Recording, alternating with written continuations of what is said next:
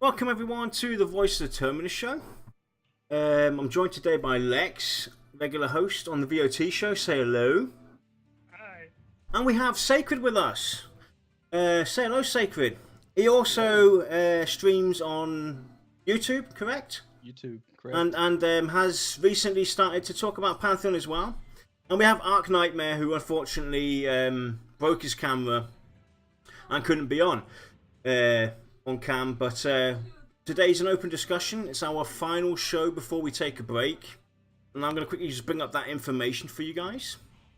So we're going to take a break away from doing the show for about 4 weeks to recover, gather our thoughts, get some fresh ideas in.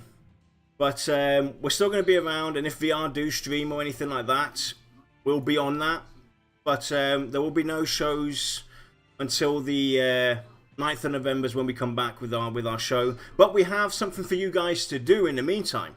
We will be announcing our competition today. We've been telling you this since the last Tavern Talk, or the one before that. We've been telling you about this. It's definitely here now. We have it all worked out. We'll be announcing that later on during the show. But anyway, let's get down to business. Open discussion. Anything goes. Anything you want to talk about. Who wants to lead? Silence. Not it. Not it. Let's take. I can bring up the discussion that we had a minute ago. We're just talking about some of the clouds and how they look, and like I mentioned, I'm really excited to see the night aspects and how the clouds will interact and being procedurally generated. How is that going to affect how you're looking at the stars, how you're looking at the moon? Like, are you going to be able to see a storm coming in the distance type deal? Or is it just going to kind of form over the top of you? Thoughts of like that.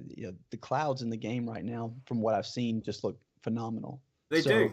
Mm-hmm. I mean, you guys all remember when we did our post-stream show, I critiqued the clouds. Obviously, my eyesight's not the best. And after looking at them again, and actually going outside and looking at the clouds in real life, there's nothing. I haven't seen anything come close to reality than what VR have done. And it's those things that make so much difference than anything else. That's the things that this is something that people don't realize. It's these kind of details that spark a warmth inside of us that make us even feel more immersed to the game, rather than a balancing of a character or a new set of AA skills. It's some minor details that we don't really take notice to, or pay a lot more, or pay that respect that we should be giving it, that have the most effect on us. And I can't wait, like we talked about, seeing the clouds during the night, seeing rain during the night, a thunderstorm during the night. It's gonna, or snowing. It's gonna look amazing. I can't wait. What about you, Lex? I'm actually kind of interested in how they're going to implement all the technology for that. I mean, procedurally generated content is nothing new. Mm-hmm. But it's always interesting to see how people do it differently. With clouds, you're basically just, you can do it different ways. You can just start at the center, make it thicker and thicker and thicker, and do whatever. You can just draw the outline, fill it in, whatever. But regardless of that, it's going to be interesting to see how they do stuff like the storms coming in. Is it going to slowly roll in? Is the sky just going to suddenly darken, and then the clouds are going to darken with it? Is there going to be lightning? Is the lightning going to have lighting effects on the clouds? How much control over the transparency does their algorithm have for the procedurally generated clouds? Meaning, if there's layers of clouds, can you kind of like see the outline of another cloud behind the cloud? Is it going to be soft edge? Is it going to be like a more of a sharper edge? I mean, it's just there's really a lot of things you can do. The other thing to point out as well is, talking on that aspect, going into that much detail, is the fact as well, when it's like a clear day like it was in the stream, and now storm clouds start coming along, how that's going to work. Because we've all been in games where you have a zone, an environment where it's meant to be frozen or cold or cloudy or misty, and then you have desert zones with a few. You have those little sandstorms swarming around every now and then, but the effect isn't there. Picture an actual sandstorm coming up because of bad weather. if they can pull something like that off, oh my god. Yeah. Yeah, that would be cool.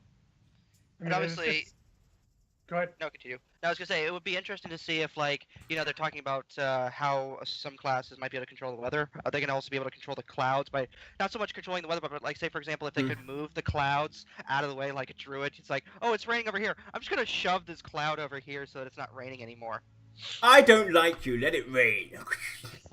Well, you could do that. Like, say for example, it's just like, oh, I wanted more sunlight over in this area because the fact that I want my crops to grow on my house, which totally something they could do for housing. Yeah, but like, hey, It would be interesting, but I don't think we're going to see that much detail, especially for, say, like a druid zone-wide control of weather.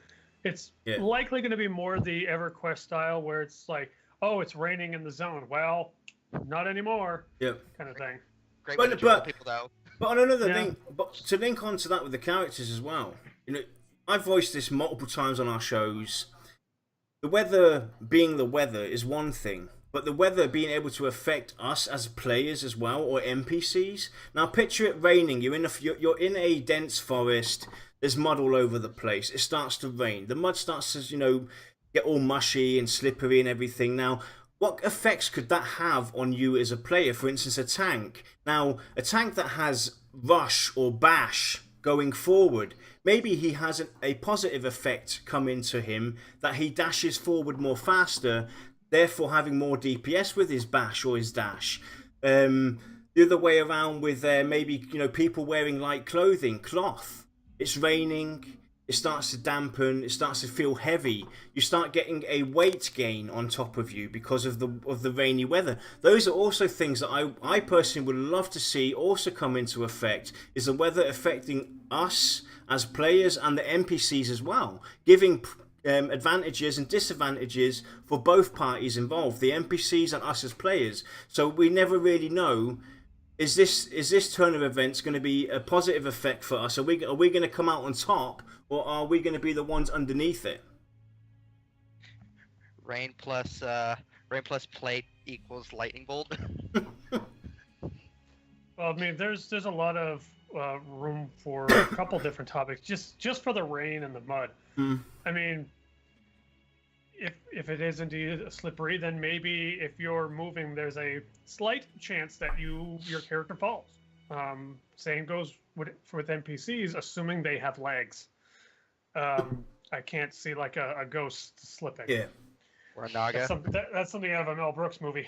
I mean, it's been stuff like minor stuff like this has been done.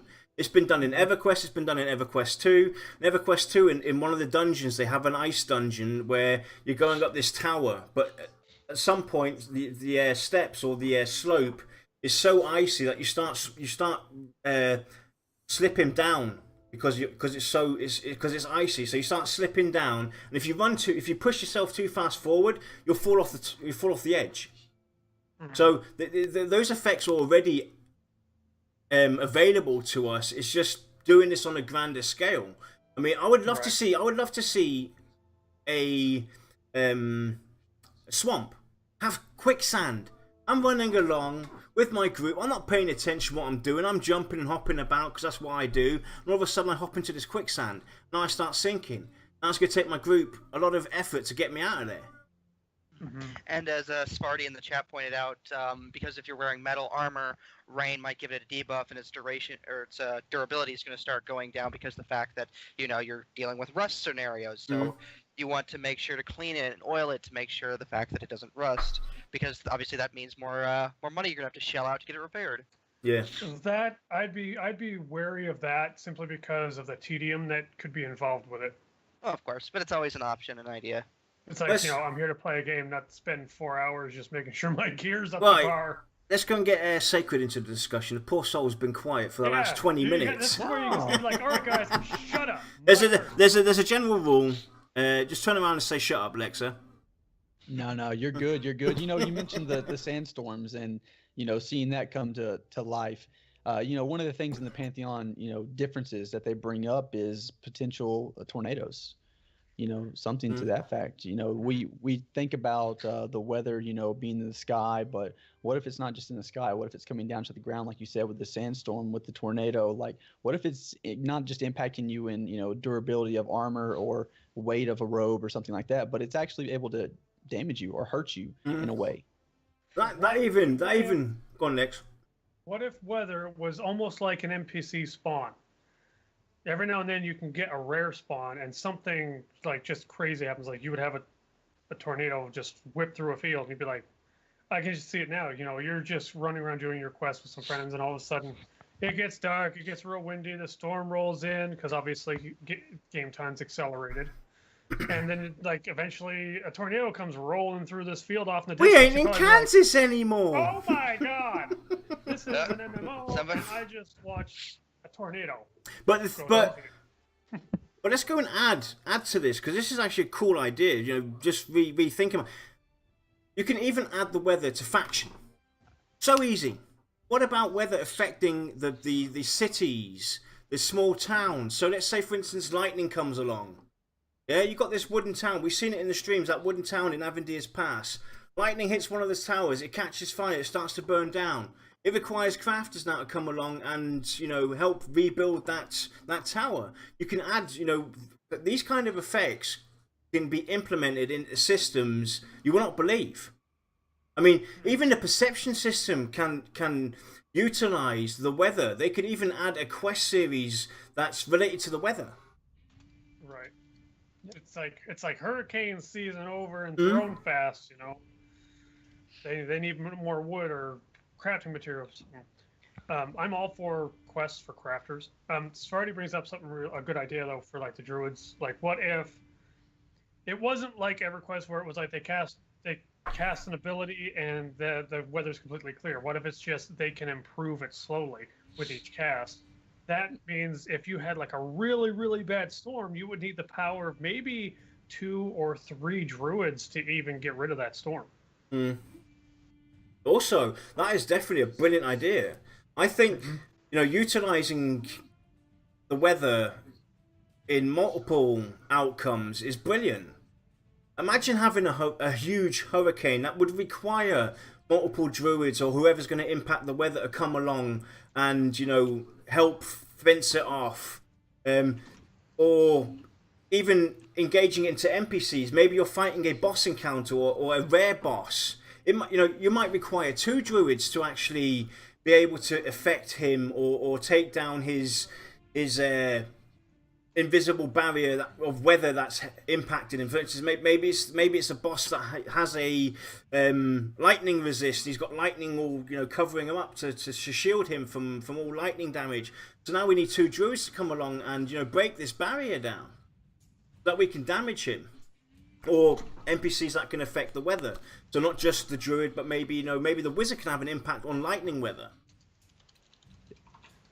Well, even to that point, so you said NPCs and the weather, and I'm thinking of the combination here. And what if that vortex, that tornado that came down in the eye of that storm was an NPC, and it was only available during that eye? You might have an event where you have to have you have to be acclimatized to wind shear to get through the wind to get into the eye so that you can even engage that NPC at that point in time. I mean, so there's possibilities where you're not even wanting to get rid of that. You want it to be there so that you can do that encounter. You can have that fight. But at the same time, you have to have all of your gear and you have to be acclimatized to even engage that or to be a part of that. Definitely. That extends onto it. There's so much they can do with what they want to do with the weather system, and I mean, even if they did 10% of what we've been talking about, awesome. It's going to be so awesome. But this is the great thing, though. We're speculating, we're discussing this. The possibilities are endless.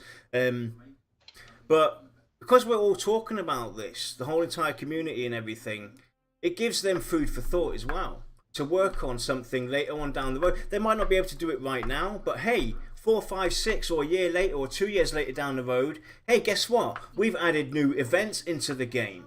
You've now got, thunderstorms and tornadoes and ice showers and this and that coming into the game. But guess what? They might hold a hidden NPC in there that you might want to go and take a look at. So you better get your acclamation up. It keeps people interested and it keeps you engaged in the game. Gives you a means to actually go after the acclamation and make sure that you got the skills up and the potions or whatever you need. It keeps you interested and gives you alternatives and things to do.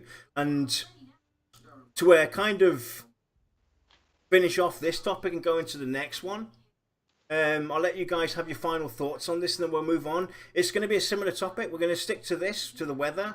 I want to talk about the ending of the stream with Alnia's Cave and the fog. I want to talk about that as well. I know. So your final thoughts. Too, so. Your final thoughts on the weather before we move over to the fog.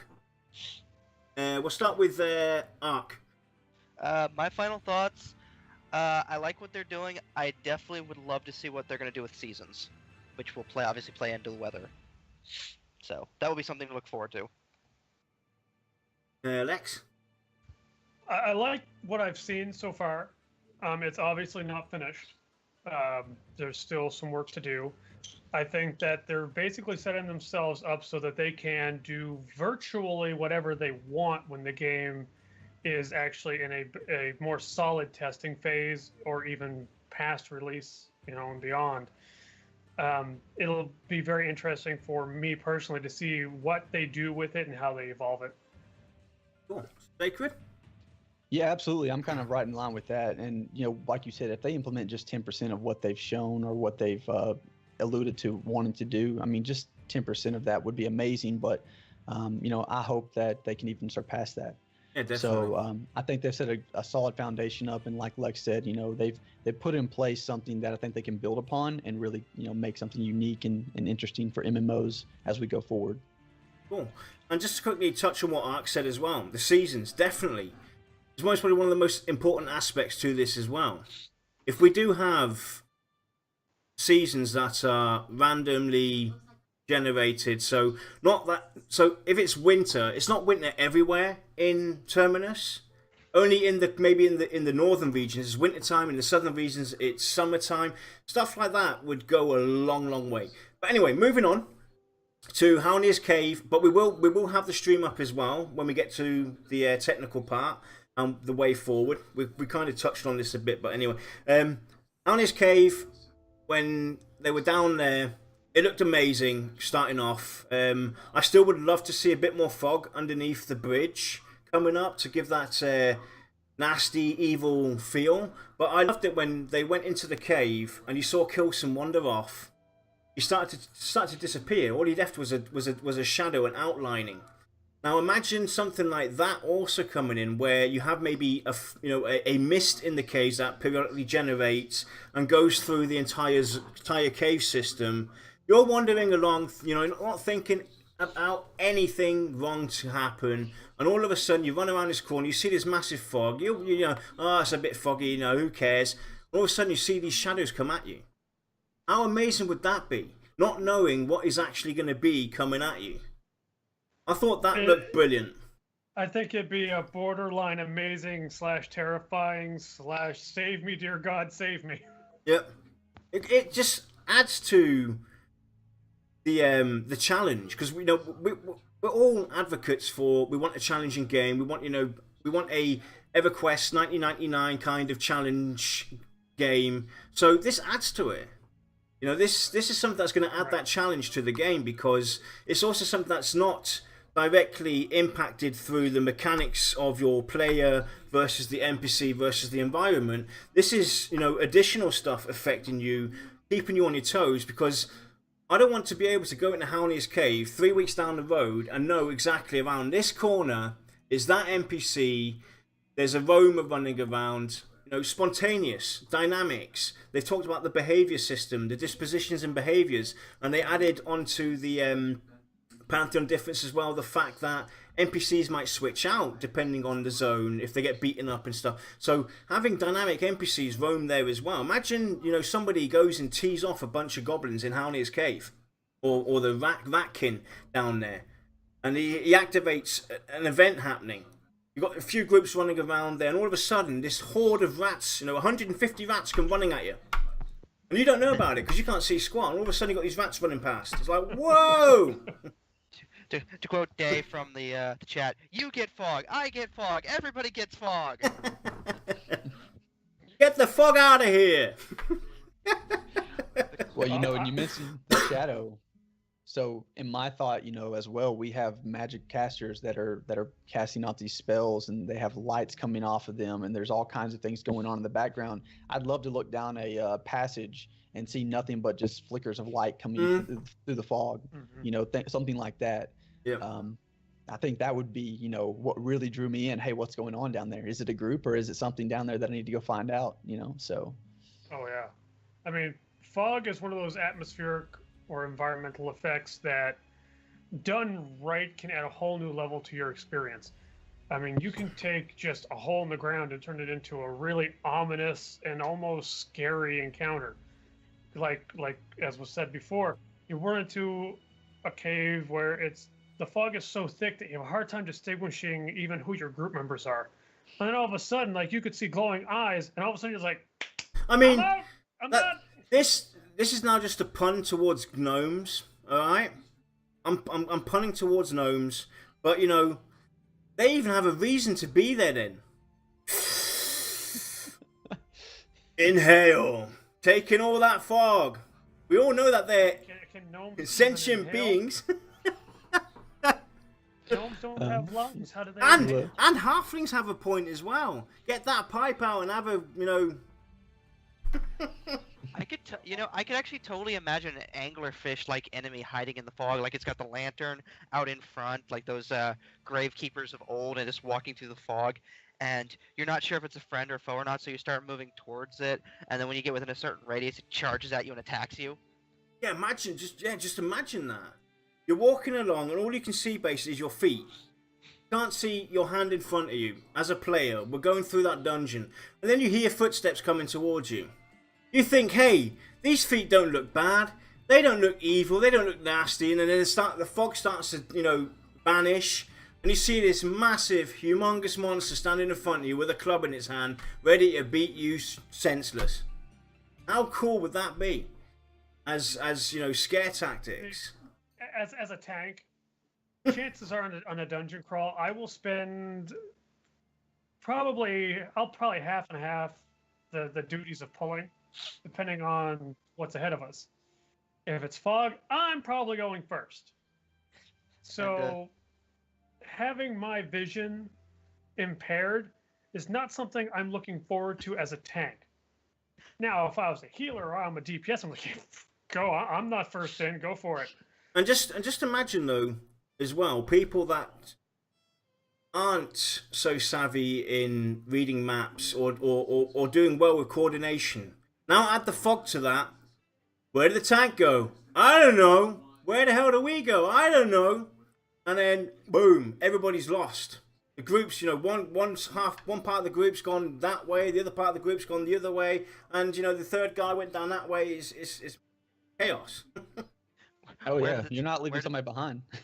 Where did the tank go? He fell down that bottomless pit that was being hid by the fog. Which one? Oh, this one. And then the thing is, there is potential here where that fog could become a huge detriment to your experience, to the point where if it's so thick you can't see where you're going, people get split up, you get frustrated because, right?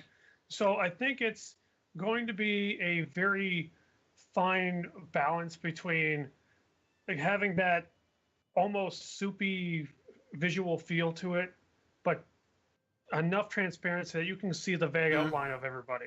Just you can't identify who's who. And like you said, though, adding to affect you, you might have a vision deficit. So now maybe your movement is slowed down. Your combat movement even is affected. Your agility might be affected as well. Your stamina might be affected because you're going to have to work twice as hard because you can't see what's in front of you or what's behind you. You're going to have to work twice as hard, so your stamina's affected. Your whole body's affected, maybe. So, you know, there's so much that they can do with just the visualization of weather, fog, and all that kind of stuff that can also impact you as a player, which adds towards the immersion, the fun, the challenge of the game. Right, and Sparty even brings up something really good, a really good idea too. I mean, what if even little things like fog did affect your UI just a little bit? Like it made maybe your action bar, the icons made them a little blurry or something. Like just very small details that would really kind of just make it feel like you're in the fog. Well, we've talked about that when we did the show on Acclamation, when they showed up your screen freezing up.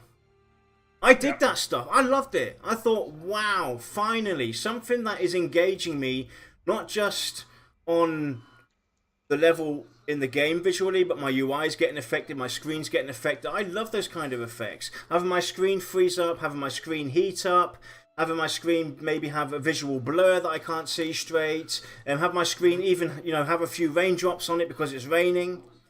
Awesome. I dig that kind of stuff. You know, it's fluff at the end of the day. But it gives you that extra feeling, like, you know, you actually start to shiver or get goosebumps or. You know, oh yeah. Now I mean, tell me if you agree or disagree, guys. All that little fluff stuff that really doesn't matter. To me, that means the difference between people that make their game who love it and people who just make a game to make money. Absolutely. I could agree. Yeah, absolutely. And that's why I'm one of those people that, although I'm really chomping at the bit to play the game, I'm still sitting there going, you know what, guys, take your time. Because if taking your time means that you add these little details, I'm going to have a lot more enjoyment out of this game than I would have otherwise. You know? So it's like, I want it, but I'm willing to wait. Yep. Absolutely. And besides, the longer it is in alpha and beta, it means the more time people can break the game horribly. Well, you know, in that fluff you talk about, you know, when I think of the visual effects that we're speaking of, it goes hand in hand with it's got to have the sound to go with it. I gotta have that feeling in my ear. You know, I can hear that creepy noise down the back of a cave, or I can feel that ice crackling in my ear as it's coming over my screen. I gotta have that sound effect too. So it goes hand in hand. Thank you, Sacred. And that brings us on to discussion number 3. Visual audio. What we saw in the stream as well. Absolutely outstanding. It's nothing new, but it's lacked in MMOs of present and past. When we saw them in Avendir's Pass at that shrine or whatever it was, and you heard the crow croaking off on one end, and then it started flying over, you could hear it walk, and the sound actually went with you. Outstanding. Absolutely. Just running around the world to bring it up into effect. Hauni's cave. You hear footsteps in front of you. You're running forward. It's foggy. Now you start maybe hearing voices that are coming from afar. You run around the corner. Those voices now start to get louder. You're like, you know, you're gonna have goosebumps, shivers. You're gonna be like, what the hell is going on? I got kind of transported in my own little world again, where they were showing you that obelisk with all the skeletons and how it got all green and foggy, and all of a sudden I just started hearing like whispers in my ear. I'm just like, two things are going to happen: either I'm turning around, I'm running away, or I'm killing everything here so that they shut up. I mean, we've all done this before. We've sat there playing any game that has this kind of effect. The Witcher 3, for instance, has good audio visuals. I've sat there sometimes playing a game. I'm so included into my game. I'm not listening to the music or anything like that, or the ambient. But all of a sudden, I start hearing things. I'm like, what's going on? What is that? Hey, it's the game actually playing with my mind. You know, that's the kind of thing that I want to have happen to me. Like, what was that?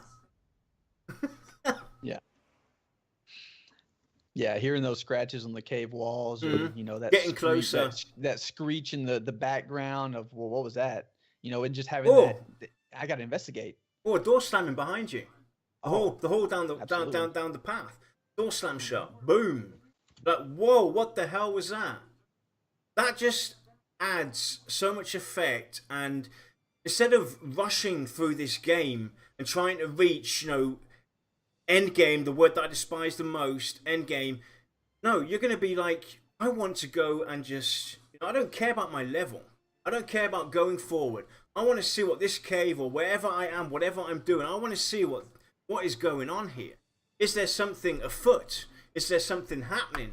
Because all these audio visualizations and the effects as well, they can add to the storyline. Yeah. Well, it's like there's I don't play a lot of these, horror style games because I'm a paranoid and jumpy person to begin with. Yeah, you laugh, but you never see me play those games. It's not good. But if I'm going through Halnir's Cave, we know there's those rat people or ratkin down there. What if you started randomly hearing like scratches on stone? And all of a sudden you'd be like, and it sounds like it's coming from behind you. What am I gonna do?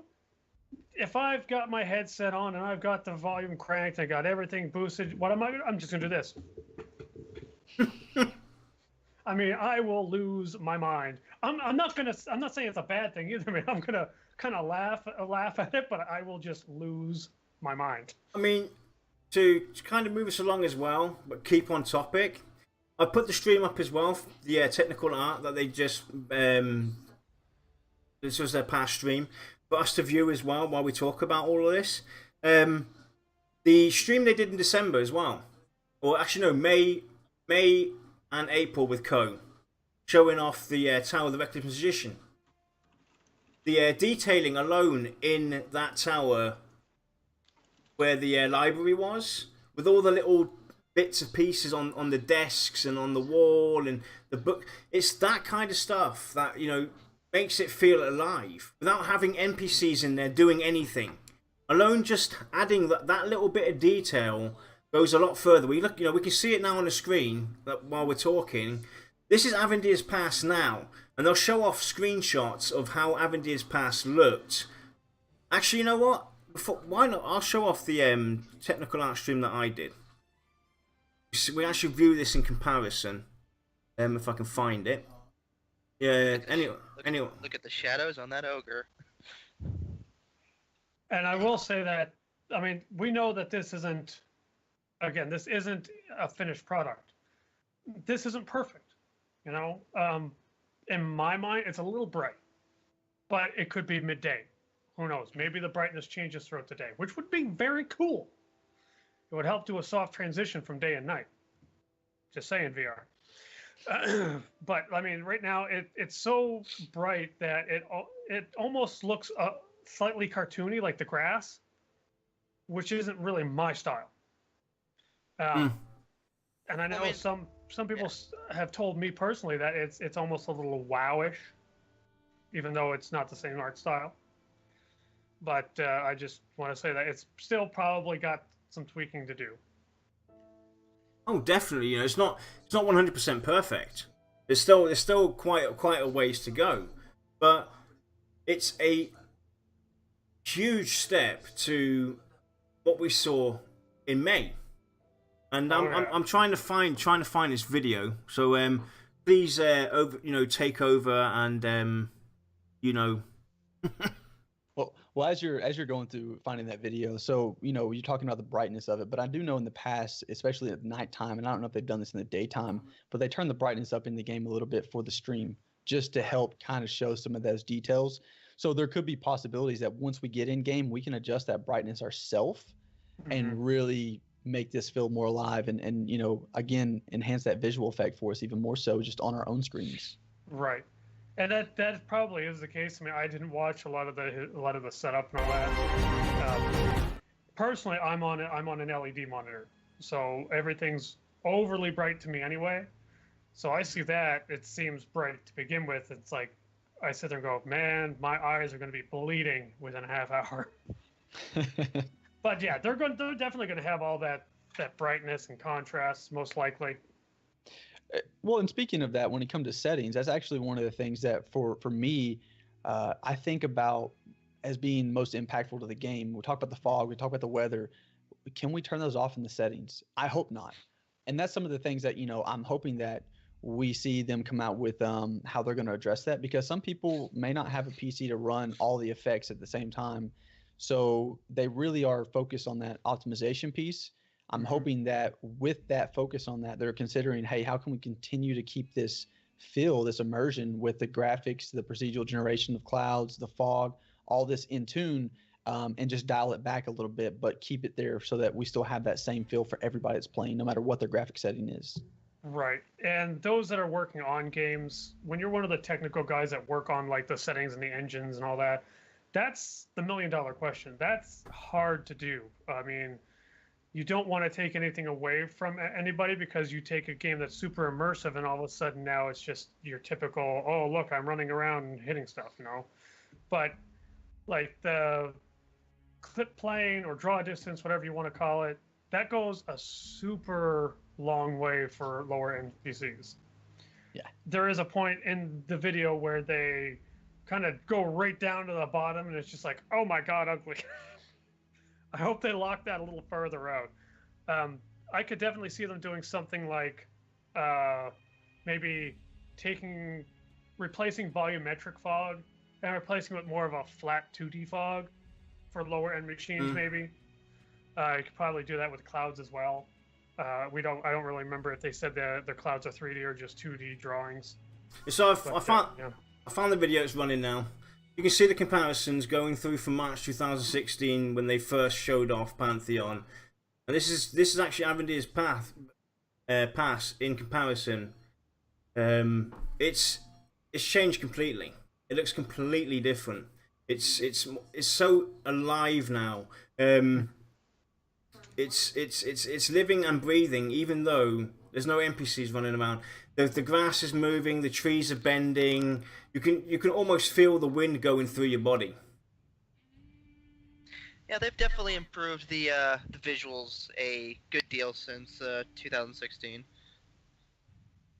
Oh yeah, I mean it's anyone that says that they're not working hard has no idea what they're talking about, because that's a lot of work. Well, first, if someone accuses them of not working hard, Brad should go to their house and slap them personally. Just gonna hit him with a rock.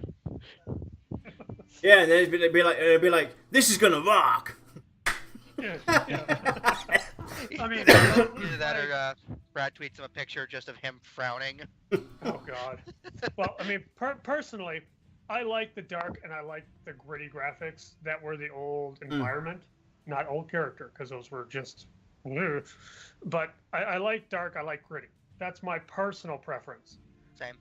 Which is why on the new one, I'm kind of like, to me, the first thing I think is too bright. But again, brightness settings. So it's definitely for this scenery here. What I liked about the old one was, you're definitely right. It gave a feel of something's afoot here. There's maybe a race here that are impacting the land. Having maybe different shades of and different textures of grass. So you have like longer grass, like it is now on the screen on the right, and then you have maybe grass that's a bit duller, a bit lighter, more muddy, more mud patches everywhere. Kind of mix it up and not have the whole environment look like that. I think kind of brings a lot more realism into the zone itself, because the grass isn't going to be the green everywhere. Honestly, the stream on the left makes me think of like they're kind of like an afternoon setting, and then the one on the right looks like it's like just early morning, even though you can clearly see that it's actually not. Yeah. So it all depends on how they're going to have the lighting system itself be able to impact the visual effect of stuff like grass. If they can make it kind of like, where depending on what kind of weather we have, what kind of day of time of day it is, have it visually look a bit different, I think would go a very long way and be kind of in cue to what you're looking for, Lex, as well. Mm-hmm. And look at the flapping on that bat. Well, so you mentioned the grass lengths, and that's something that for me is also very intriguing. You can see that the creatures, the characters are inside the grass. They're immersed in the grass. If you have 6-7 foot tall grass in certain areas, you may be walking through blindly just looking for different things. You may run into mobs, creatures that you don't see right off the bat, especially at low level. That snake crawling through the grass, you may be wandering around, right out the gate when you start the game, and all of a sudden now you've got two snakes, biting your ankles, and you don't know what's going on. So for me, I love that aspect of the game. I love how they're kind of taking it to the next level with that, and it's not just a grass or underneath and then something sitting on top of it per se. Another thing to quickly point out as well is, we talked about the weather, we talked about the fog, weather affecting the NPCs, and we're talking about the grass now. But Ark also mentioned the seasons earlier on. So what does that mean for the environment itself? Will these green trees, when it comes winter time, will they start to, when it becomes autumn, winter, will the leaves itself be able to have a visual change? Will the trees start to lose their leaves and stuff like that? It's not something that we definitely require and has to be put into the game. But if the technology is there and it's something that they could do, it might be another thing to also look at. Is this even possible to give off, even more immersion? It is, but it's a tremendous amount of work. Because, if you're building, you of all people will know that if you're building a zone, it takes a lot of time trying to get the right placement for a tree, for the rock, for this path. Where does this bush go that looks better? It's a matter of having multiple types of trees in different seasons, and just saying like this tree is replaced here with this one at this time. It sounds a lot easier than it actually is, because there's a lot of work that goes into mapping where all those trees are, replacing them with new models, having animations for the leaves falling, maybe even having to add a little bit of extra leaf ground cover just to make it look like the leaves are actually falling. I mean, doable, yeah, might be more work than they can handle right now. Yeah, I mean, it's something that they if they think this is something that they want themselves to have in, it's not. These are all things that can be done 2 years, 3 years, 5 years down the road. Because that's the great thing about what they're using. They're using Unity 5. As of Unity 5 going forward, Unity 6, 7, 8, 9, 10, doesn't matter. They can upgrade with ease. They don't have to go and change out their code base and all this stuff. They can use all the effects that are in Unity 6, Unity 7, Unity 8 to their advantage in Unity 5 and upgrade without any trouble. That's the great thing about Unity. A lot of people are bashing on the Unity engine. But Unity offers a lot more. It's not just a game engine itself. There's so much behind Unity that people tend to forget. Unity is used on a grander scale than just for the coding of a world, the designing of a world. I always get a laugh at those people that bash on game engines, especially because the vast majority really have never made a game, like not even Tetris or Pong. They really have no idea what a game engine actually does. They usually look at graphics and say, "Oh, this game engine sucks." It's like, so this is you say, pal. Also, but here's the thing. The best engine for your game is the one that you can utilize fully. Okay, if you have the facilities and the resources to build your own engine, great, good on you guys. These guys don't. If they probably could. I mean, I'm absolutely sure they could make their own game engine, but here's the thing. Now, instead of looking at a, whatever release date, add an extra 10 years to that, and we might be lucky. So, if you don't like Unity, well, don't use it. But if you want to play a game that uses Unity, it's better that they use it and get it to you sooner versus they go to something else and you don't ever get to play it. And as we can see with the video on the right, they've definitely been upgrading the moss textures and such because that structure has moss on it now. Mm-hmm. That's all automated as well. The art people do not have to go in there and take a paintbrush and paint every individual area that they want to have moss. It's auto generated now. Right. Through the software that they're using for Unity. And we get a better look at the clouds, obviously. Yep. See those wonderful clouds. Well, and that's something to point out too, the auto-generated part, as you talk about the seasons, can they do that? Is it possible? The more and more that they're creating these possibilities of auto-generating some of this texture, some of this feel, the more and more likely we get to that point where seasons and changing the terrain can become a reality. Yep. So Right. Because I mean, what a lot of people didn't get out of this whole art technical stream, whatever they call it, I forget, is that they're adding a lot of systems to make it so that they can do more much faster. Yep. And when it comes to doing something that's on a massive scale, like an MMO, that could save you hundreds and thousands of hours. I mean, you go from maybe getting an expansion every 6 years to you could probably get one every 2. You know, those aren't real numbers, so please don't hold me to that. It's just an example. I mean, that's the kind of time that you save. And when it comes to a game company that is trying to do this to make a living, time literally is money. And the thing is, as well, to point out is, you know, we talk a lot about everything else around, you know, emerging around the game, the weather, this, that, and the other. You know, we're strong advocates for this. It's about time this happens, though. You know, we shouldn't have to cater to, you know, standards of 2015. Yeah, every industry evolves. Our PCs evolve. There's better graphic cards. There's better CPUs, better RAM. This, that, and the other. So why not for the games? We should be, you know, thanking these guys for going out of their way to try and revolutionize the genre itself, the industry itself, and try and take it to the next level. You know, we should be thankful. They're actually trying to do something different. I will say though that the cobblestone walkway, I like it better in the old one versus the new one. The new one looks very flat. Again, probably not done, but I'm just saying. As I'm looking at it, going, I like the old one. I think they actually both look really nice. So to me, the old one has a little more depth. Yeah, I can understand that. And it could just be the area we're seeing here as well. Yeah, there's a lot of factors that come into play. Yep. It's definitely interesting. Anyway, Lex, let's go and get into the the technical. I mean, we've been talking about this already, kind of, but the way forward, the future. Yeah. You know, you wanted to talk about this stream, what we saw from the technical side, and what this means for the future as well. So you want to go in there, start that off first. Yeah, basically what this whole stream was, or not this whole stream, but that whole stream was about, was showing people the kind of the things that they have set up and ready to go, or that they're working on for future use, like the procedural skies. That means they no longer have to make a sky for every single zone.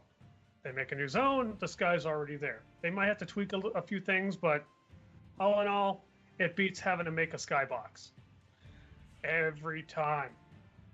I mean, the same thing goes with those textures on the tower. Those are automatically put there now.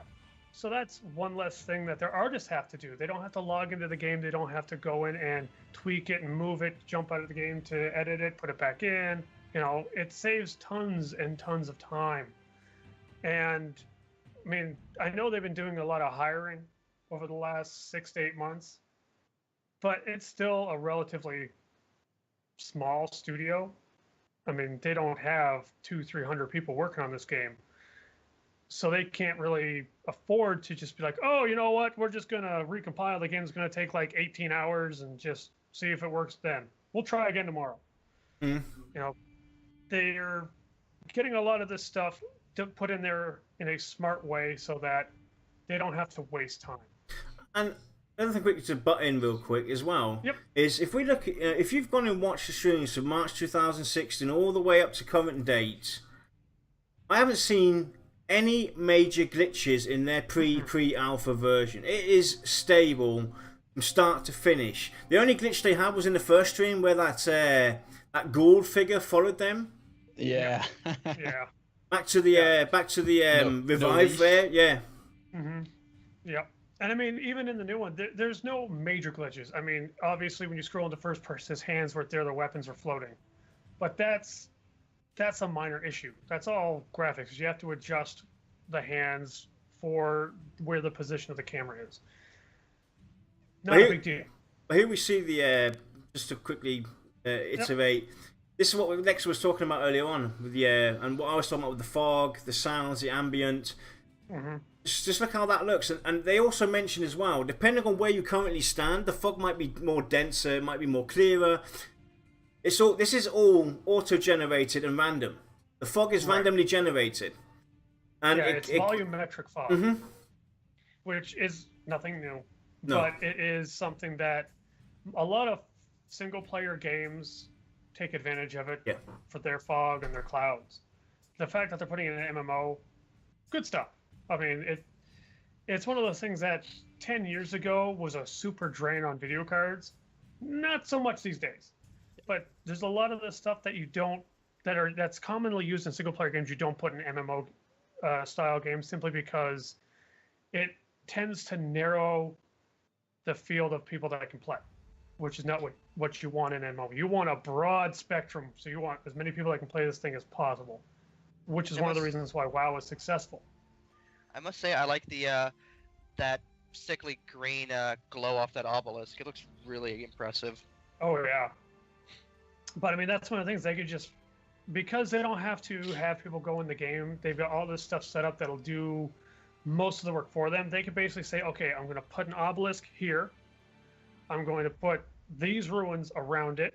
And then I'm just going to pop some fog on the obelisk. Okay, all that stuff's in there. I can get someone to jump in. I can go look at it just in case there's a glitch. And maybe the obelisk is half underground. And plus, you know, the reusing of all these assets. They can go and take this obelisk. Right, it's got a grey texture. Now it needs a run-down brown texture because it's obsolete. With a click of a button, that texture's changed. They don't have to go in and, you know, repaint it and you know, do or redesign this separately. They can use all the assets that they already have available to them, and with a click of a button change. That relieves the people that are doing all the art, all the fine work for all this. It actually gives them time to concentrate on the fluff that we've been talking about, getting in that level of detail, or working on new designs and looks and feels. And now they're in Halnir's Cave. The best part about the stream. Yes. This part of the stream where I get disappointed, going, why not Amber Fate? I was actually pretty psyched about this, because what I also found very interesting is, if you look at the NPCs from afar, they have a neon glow. Their name has a neon colour. The players themselves have the neon colour. That just adds as well. I thought that came off pretty cool. That the names had a glow around them in that cave because of the effects available, because of the lighting. I thought that was brilliant. Minor stuff, but well, it's the minor stuff that tends to go a long way when you add it all up. Mm-hmm. You know, I think where Pantheon has its greatest chance for success is in player immersion. Yeah. Not necessarily in the mechanics, even though I'm a mechanics junkie. I'm the guy that if I'm tanking, I'm going to have my mitigation formulas, I'm going to have my threat formulas, I'm going to have all that. But if I'm not immersed in a game, then it's just a game. You know, if it's just a game, I'm going to get sick of it. Absolutely. It may take more time than others. It may take less time. I don't know. But if I'm immersed, I am now a part of a world. And that's where I will keep coming back to it. So let's go and move into the final segment before we move on to the end part. I'm gonna let you all have your final say. Everybody gets 5 minutes to talk about whatever they want to talk about. We'll start with you, Sacred.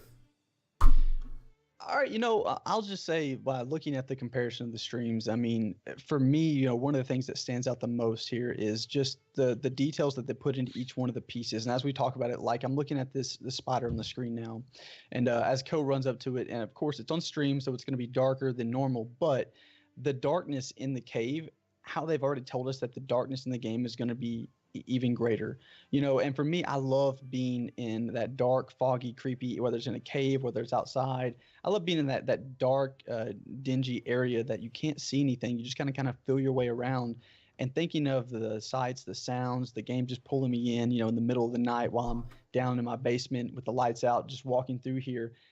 That's the type of feeling that I want to get back in the game. Not this feeling that I'm playing a cartoon or watching an anime or something of that nature. So, for me, looking at this and just hearing the thoughts of what we have so far, I'm hoping that, and I know that the developers are probably in the same boat. They probably have these same thoughts, these same feelings, and they want the same type of experience back. which is why we're all here today speaking about it, because we're seeing that come out of them in the way that they're presenting it, the information they're giving us, and how they're showing us what they want to do and where they want to take Pantheon. I just think that they're going to give us that immersive gameplay that we all want and really suck us into an MMO, like we did back when EQ was first starting. Even when WoW was first starting in vanilla, we got drawn into the game, and every little detail, every little skill we had to level up, every little attribute we had to go after, it meant something, and it meant time, it meant dedication, it meant that we were involved in the game, and it was enjoyable.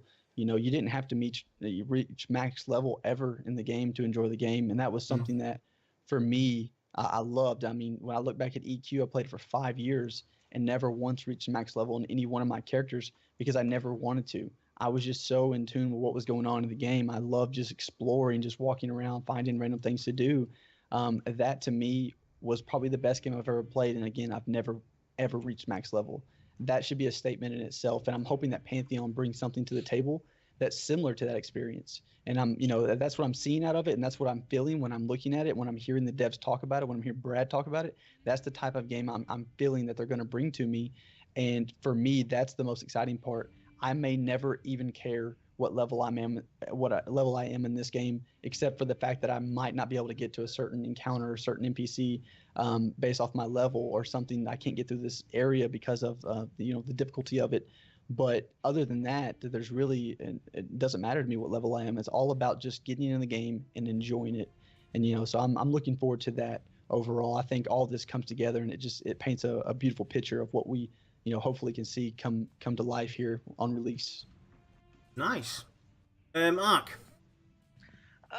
Me, I'm definitely liking the direction that the game is going.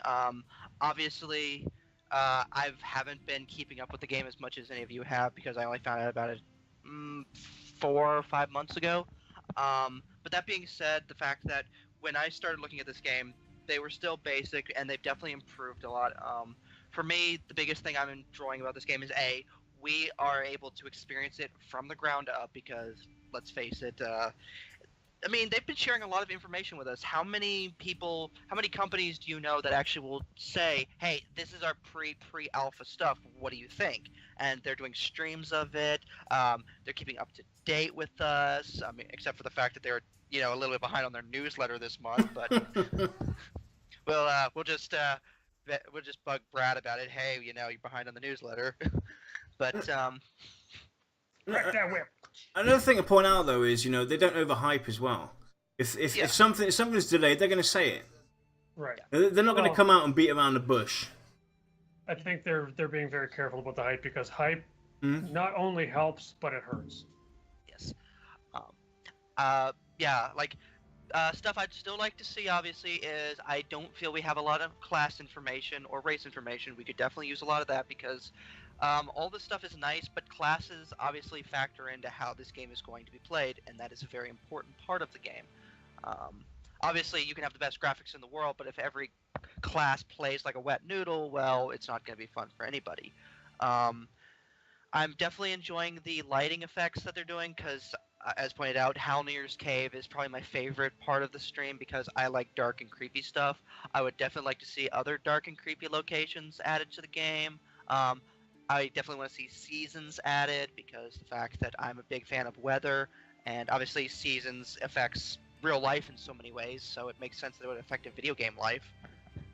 Yeah. Because what is an MMO except affect a second life for us? Definitely. Nicely said. But true. Lex, anything you want to add? Well, I'm more excited about the technical aspects that they showed off rather than just pure graphics. I've always been an advocate of less glitter, more guts for games. Because every other game out there, they go heavy on the glitter and there's no guts and it is boring. Pretty, but boring.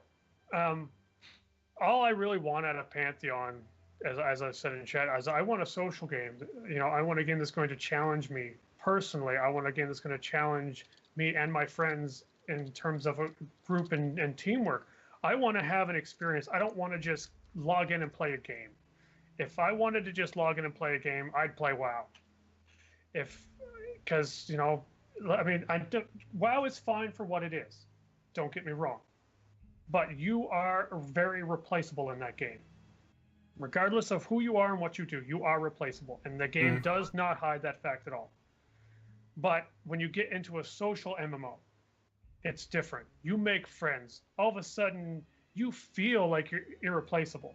Your friends treat you like you're irreplaceable because even if you're not the best tank, even if you're not the best healer, they love having you around and they will still get you and you'll still go on an adventure. That's what I want out of Pantheon. Nice.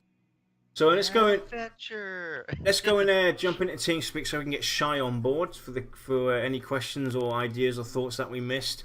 So we'll jump back into TeamSpeak. Sound resumed. Hello, Shy. Ooh.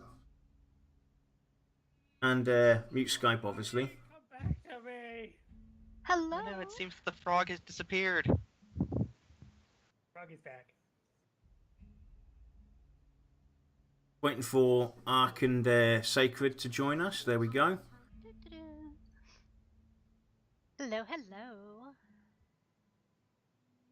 To avoid echoes, guys, remember, mute your mic on Skype. Since we're swapping back and forth here. Yeah, sorry about that, guys.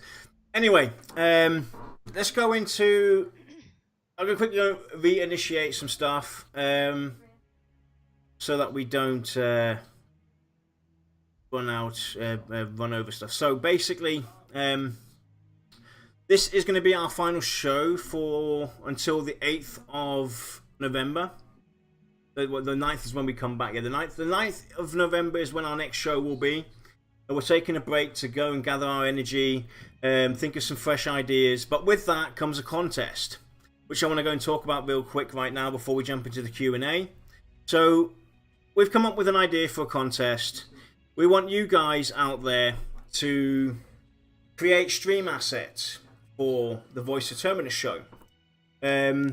We will provide you with some general ideas that we will put up on our Google Drive and give you access to. The information will go onto the website in the next couple of days for you guys to go and look at. But we do have certain guidelines that we want you to follow. We have a set structure of shows that we do. We have general discussions like we're doing right now. We have mechanics discussions, crafting discussions, the player Q&As, the dev Q&As, race discussions, our personal VOT shows when we do AMAs and stuff, lore discussions, and our tavern talk. Now, you don't have to go and create assets for every single one. Stuff that we're looking for is camera boxes, name boxes, social media boxes, chat boxes, title banners, bullet point boxes, border full screen backgrounds, etc, etc, etc. Basically, all the elements needed to create the scenes for those that we have listed. Yep. Reusing them is perfectly fine. Exactly. Yeah, if we get one instance of a camera box, like you'll see right here, it's the gold border. We get one instance that can be used 4 times. So that's done. Okay, It's not like you have to create full scenes for every single thing. And another thing to point out as well, the more we can influence what you've created for us, the better it is, because we might want to go with a different color theme. So take that into account as well. We will provide you with some assets that you can use, and we're giving away a Protector's Pledge. That's what you'll be getting as a prize. And we will announce the winner on the 9th when we when we come back out of our break. We'll announce the winner. We'll have the show for our VOT contest here, and you can win a Protector's Pledge. Obviously, another thing to point out as well: the assets that you create, if you become a winner and you accept the prize, you automatically forfeit the rights to those assets. They go over to the VOT. That's another important thing to point out. We'll have all these minor details on our website for you. If you have any other questions that we might not have covered, please hit us up. Our contact or the email address there, you can reach us there and ask any questions, or even in chat now while we go through the Q&A. If you have any questions towards this, you don't have to create full scenes or anything like that. But the more you create, the better chance you might have. makes our life a little easier. Anyway, if you want to get involved, the contest basically starts now. You can just go and do it out of the back of your head, but we will give you guidelines and help you out with all the information on our website in the next coming days. The latest Wednesday is when they'll be up there, and then you can get to it. So that's the contest, and thanks for that. And it goes without saying, not suitable for work images will automatically disqualify you. Yeah. So no, not safe for work for drawings of Aerodune, please. No naked Aerodune on a bodybuilder's. If you get any of those, make sure to forward them to Frog. Yeah. Hey, She'll be gladly. What? You're saying no to that? I didn't say that. I just said hey. Well, hey to you too. So, Shai, you got anything that we missed?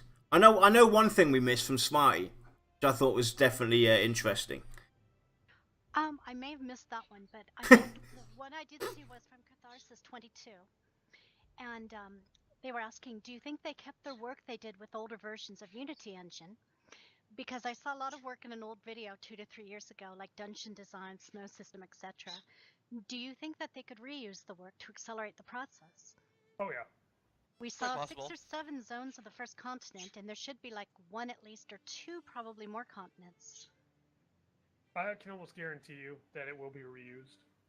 It might be altered to the point where it's unrecognizable, but I mean, it's kind of like if you're baking a cake and it's a 3-layer cake. First 2 layers suck. They'll use that 3rd one. It's fine. It's kind of the same thing. It's just they will definitely reuse something.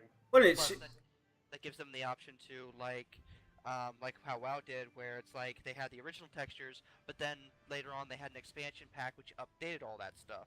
So. and plus there might be coding or certain things in there that inspire them or give them that little nudge, and and anybody passionate about what they do. I keep everything that I've created for the VOT shows. Everything, from when we started out in 2016 to now, all the old stuff. I mean, everything. I've got everything kept. So, because I'm passionate about this. So, to look back at the stuff and see what has changed, what can I do to even spice this up even more. So, I'm pretty sure that VR will have backups or even maybe a test PC running around where they can actually go and log into that and see it. And inspire themselves. I'm sure that Brad keeps that kind of stuff as well.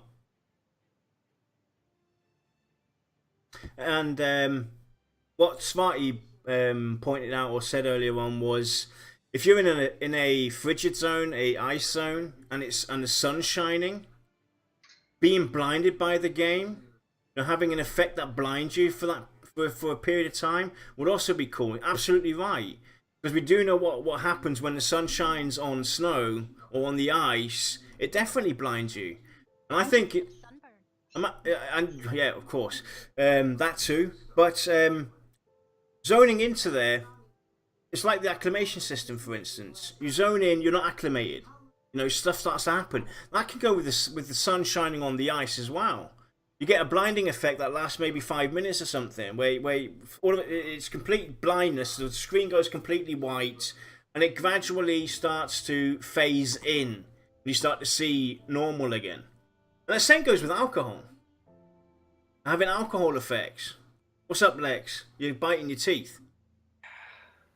The snow blindness thing, I'm gonna be the first one that says, hell no, that's gotta go.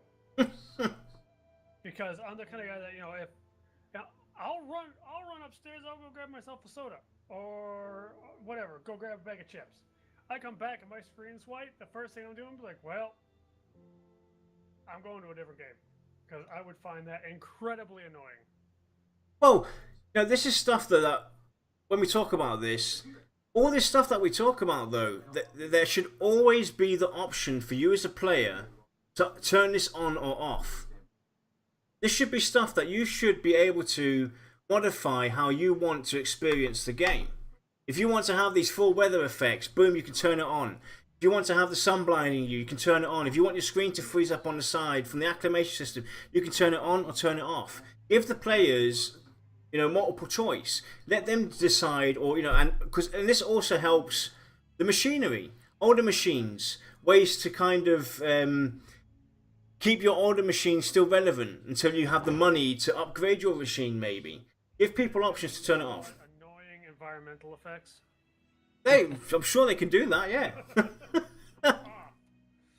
Well, I mean, I agree with you to an extent, but I think again that you have to be careful because if you're looking for me, for example, if it's just a general graphic setting, and that general graphic setting either allows me to enhance it to where the game looks amazing, but those effects look, amazing as well, or if I bring it down to where those effects and the gameplay all look kind of dull and halfway done.